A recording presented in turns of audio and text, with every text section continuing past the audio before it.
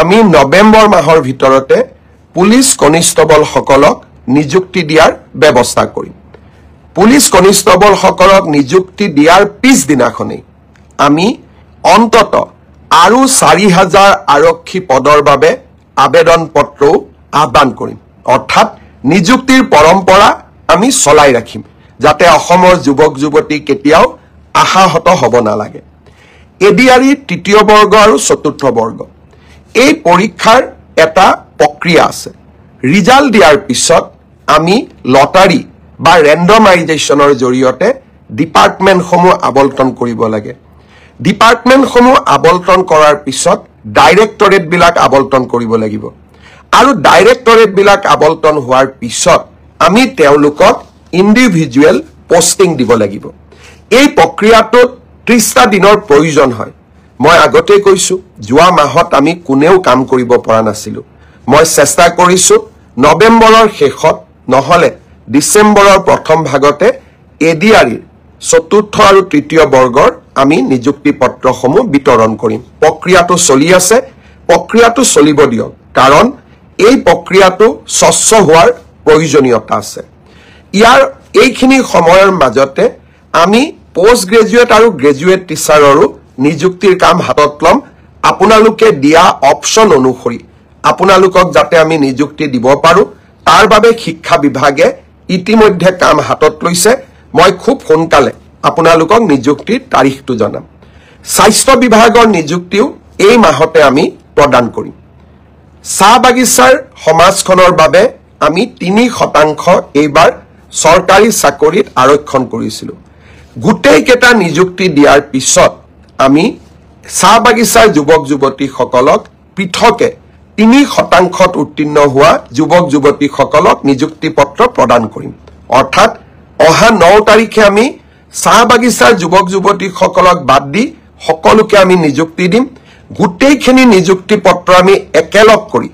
ডিসেম্বৰ বা নৱেম্বৰ মাহত সকলো চাহ বাগিচাৰ যুৱকক গুৱাহাটীলৈ মাতি আনি আমি একেলগে নিযুক্তি দিম যাতে ই সমাজখনত এটা সচেতনতাৰ সৃষ্টি কৰিব পাৰে অৰ্থাৎ মই উত্তীৰ্ণ হোৱা যুৱক যুৱতীসকলক অনুৰোধ কৰিম যে আমি নৱেম্বৰ মাহ আৰু ডিসেম্বৰ মাহৰ প্ৰথম ভাগতে আমি নিযুক্তিৰ প্ৰক্ৰিয়া সম্পূৰ্ণ কৰিম আপোনালোকে আমাক নিশ্চিতভাৱে সহযোগ কৰি যাব ইয়াৰ মাজতে অসমলৈ গৃহমন্ত্ৰী অমিত শাহ ডাঙৰীয়াও আহিব বটদ্ৰৱাত মহাপুৰুষ শ্ৰীমন্ত শংকৰদেৱৰ জন্মভূমিখন আমি অতিব সুন্দৰ কৰি আকৌ এবাৰ সজাই পৰাই তুলিছো প্ৰায় 200 কোটি টকাৰে নিৰ্মাণ কৰা এটা সুন্দৰ প্ৰকল্প গৃহমন্ত্ৰী ডাঙৰীয়াই বৰদোৱাত উদ্বোধন কৰিব গুৱাহাটীত মোৰ এটা মনৰ সৰু বহু দিনৰ মনত লুকাই থকা সৰু কথা এটা মই ক'ব খোজো ৰামনাথ কোবিন্দ ৰাষ্ট্ৰপতি পদ ত্যাগ কৰাৰ পিছত গুৱাহাটীলৈ আহিছিল গুৱাহাটীৰ ডাঙৰ হল নাই সেইবাবে তেখেতৰ সভাখন আমি মেঘালয়ৰ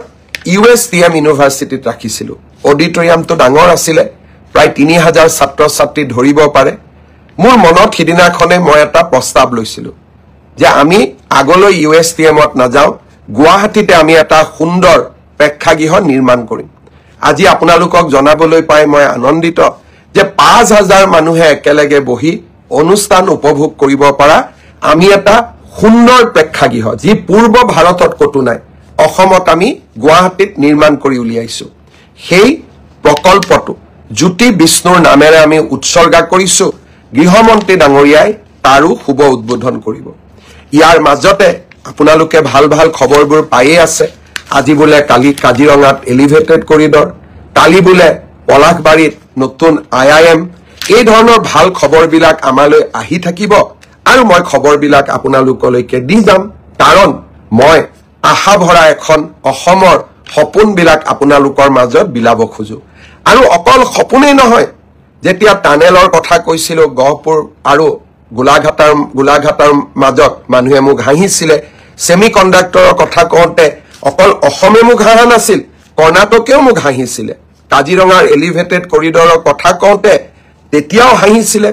কিন্তু মোক কৰা উপলুঙাবিলাকে মোক অদ্ভুত সাহস দিয়ে আৰু কিবা এটা নতুন কৰি দেখুৱাবৰ বাবে মোৰ মনত সংকল্পৰ সৃষ্টি কৰে সেইবাবে মই অকল সপোনেই নেদেখুৱাও সপোনক পম খেদি সপোন বাস্তৱত ৰূপায়ণ কৰাৰ বাবে প্ৰচেষ্টাও কৰোঁ আৰু বহু পৰিমাণে অসমৰ ৰাইজৰ আশীৰ্বাদত আৰু নেদেখাজনৰ আশীৰ্বাদত সফলো হওঁ আৰু সফল হৈ থাকিম কাৰণ নিৰ্বাচিত যুৱক যুৱতীসকলে মনোযোগেৰে শুনিব অহা 6 তাৰিখে ৰাজ্য চৰকাৰৰ শিক্ষা বিভাগে প্ৰাথমিক শিক্ষাৰ শিক্ষক শিক্ষয়িত্ৰীসকলৰ চূড়ান্ত ফলাফল ঘোষণা কৰিব অৰ্থাৎ আজি এই ঘোষণা কৰাৰ প্ৰক্ৰিয়া সমাপ্ত হ'ব 9 তাৰিখে আকৌ এবাৰ মই কৈছো যে 9 তাৰিখে আমি প্ৰাথমিক বিদ্যালয়ৰ শিক্ষক শিক্ষয়িত্ৰীসকলক নিয়োগ পত্ৰ প্ৰদান কৰিম তাৰ পিছতে আমি নৱেম্বৰ মাহৰ ভিতৰতে পুলিচ কনিষ্টবলসকলক নিযুক্তি দিয়াৰ ব্যৱস্থা কৰিম পুলিচ কনিষ্টবলসকলক নিযুক্তি দিয়াৰ পিছদিনাখনেই আমি অন্তত আৰু 4000 আৰক্ষী পদৰ বাবে আবেদন পত্ৰও আহ্বান কৰিম অৰ্থাৎ নিযুক্তিৰ পৰম্পৰা আমি চলাই ৰাখিম যাতে অসমৰ যুৱক যুৱতী কেতিয়াও আশাহত হ'ব নালাগে এডিআৰি তৃতীয় বৰ্গ আৰু চতুৰ্থ বৰ্গ এই পৰীক্ষাৰ এটা প্ৰক্ৰিয়া আছে ৰিজাল্ট দিয়াৰ পিছত আমি লটাৰী বা ৰেণ্ডমাইজেশ্যনৰ জৰিয়তে ডিপাৰ্টমেণ্টসমূহ আবলটন কৰিব লাগে ডিপাৰ্টমেণ্টসমূহ আবলটন কৰাৰ পিছত ডাইৰেক্টৰেটবিলাক আবলটন কৰিব লাগিব আৰু ডাইৰেক্টৰেটবিলাক আবলটন হোৱাৰ পিছত আমি তেওঁলোকক ইণ্ডিভিজুৱেল পোষ্টিং দিব লাগিব এই প্ৰক্ৰিয়াটোত 30টা দিনৰ প্ৰয়োজন হয় মই আগতেই কৈছো যোৱা মাহত আমি কোনেও কাম কৰিব পৰা নাছিলো মই চেষ্টা কৰিছো নৱেম্বৰৰ শেষত নহলে ডিসেম্বৰৰ প্ৰথম ভাগতে এডিআৰিৰ চতুৰ্থ আৰু তৃতীয় বৰ্গৰ আমি নিযুক্তি পত্ৰসমূহ বিতৰণ কৰিম প্ৰক্ৰিয়াটো চলি আছে প্ৰক্ৰিয়াটো চলিব দিয়ক কাৰণ এই প্ৰক্ৰিয়াটো স্বচ্ছ হোৱাৰ প্ৰয়োজনীয়তা আছে ইয়াৰ এইখিনি সময়ৰ মাজতে আমি পোষ্ট গ্ৰেজুৱেট আৰু গ্ৰেজুৱেট টিচাৰৰো নিযুক্তিৰ কাম হাতত লম আপোনালোকে দিয়া অপচন অনুসৰি আপোনালোকক যাতে আমি নিযুক্তি দিব পাৰো তাৰ বাবে শিক্ষা বিভাগে ইতিমধ্যে কাম হাতত লৈছে মই খুব সোনকালে আপোনালোকক নিযুক্তিৰ তাৰিখটো জনাম স্বাস্থ্য বিভাগৰ নিযুক্তিও এই মাহতে আমি প্ৰদান কৰিম চাহ বাগিচাৰ সমাজখনৰ বাবে আমি 3% এইবাৰ চৰকাৰী চাকৰিত আৰক্ষণ কৰিছিলো গোটেই কেটা নিযুক্তি দিয়াৰ পিছত আমি চাহ বাগিচাৰ যুৱক যুৱতীসকলক পৃথকে 3% উত্তীৰ্ণ হোৱা যুৱক যুৱতীসকলক নিযুক্তি পত্ৰ প্ৰদান কৰিম অৰ্থাৎ অহা 9 তাৰিখে আমি চাহ বাগিচাৰ যুৱক যুৱতীসকলক বাদ দি সকলোকে আমি নিযুক্তি দিম গোটেইখিনি নিযুক্তি পত্ৰ আমি একেলগ কৰি ডিসেম্বৰ বা নৱেম্বৰ মাহত সকলো চাহ বাগিচাৰ যুৱকক গুৱাহাটীলৈ মাতি আনি আমি একেলগে নিযুক্তি দিম যাতে ই সমাজখনত এটা সচেতনতাৰ সৃষ্টি কৰিব পাৰে অৰ্থাৎ মই উত্তীৰ্ণ হোৱা যুৱক যুৱতীসকলক অনুৰোধ কৰিম যে আমি নৱেম্বৰ মাহ আৰু ডিসেম্বৰ মাহৰ প্ৰথম ভাগতে আমি নিযুক্তিৰ প্ৰক্ৰিয়া সম্পূৰ্ণ কৰিম আপোনালোকে আমাক নিশ্চিতভাৱে সহযোগ কৰি যাব ইয়াৰ মাজতে অসমলৈ গৃহমন্ত্ৰী অমিত শাহ ডাঙৰীয়াও আহিব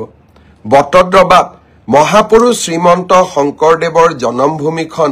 আমি অতিব সুন্দৰ কৰি আকৌ এবাৰ সজাই পৰাই তুলিছো প্ৰায় 200 কোটি টকাৰে নিৰ্মাণ কৰা এটা সুন্দৰ প্ৰকল্প গৃহমন্ত্ৰী ডাঙৰীয়াই বৰদোৱাত উদ্বোধন কৰিব গুৱাহাটীত মোৰ এটা মনৰ সৰু বহু দিনৰ মনত লুকাই থকা সৰু কথা এটা মই ক'ব খোজো ৰামনাথ কোবিন্দ ৰাষ্ট্ৰপতি পদ ত্যাগ কৰাৰ পিছত গুৱাহাটীলৈ আহিছিল গুৱাহাটীত ডাঙৰ হল নাই সেইবাবে তেখেতৰ সভাখন আমি মেঘালয়ৰ USTM ইউনিভাৰ্চিটিত ৰাখিছিল অডিটৰিয়ামটো ডাঙৰ আছিল প্ৰায় 3000 ছাত্ৰ ছাত্ৰী ধৰিব পাৰে মোৰ মনত হিদিনাখনে মই এটা প্ৰস্তাৱ লৈছিল যে আমি আগলৈ USTMত না যাও গুৱাহাটীতে আমি এটা সুন্দৰ প্ৰেক্ষাগৃহ নিৰ্মাণ কৰিম আজি আপোনালোকক জনাবলৈ পাই মই আনন্দিত যে 5000 মানুহে একেলগে বহি অনুষ্ঠান উপভোগ কৰিব পৰা আমি এটা সুন্দৰ প্ৰেক্ষাগৃহ যি পূৰ্ব ভাৰতত কতো নাই অসমত আমি গুৱাহাটীত নিৰ্মাণ কৰি উলিয়াইছো সেই প্ৰকল্পটো জ্যোতি বিষ্ণুৰ নামেৰে আমি উৎসৰ্গা কৰিছো